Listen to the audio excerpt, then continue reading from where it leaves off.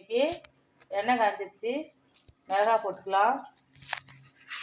உளுந்து கடலைப்பருப்பு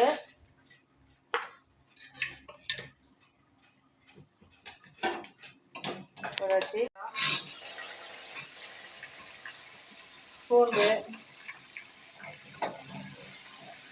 உப்பு போட்டுக்கலாம். தக்காளி பழம் போட்டுக்கலாம். கருவேப்பிலை, கொத்தமல்லி தழை,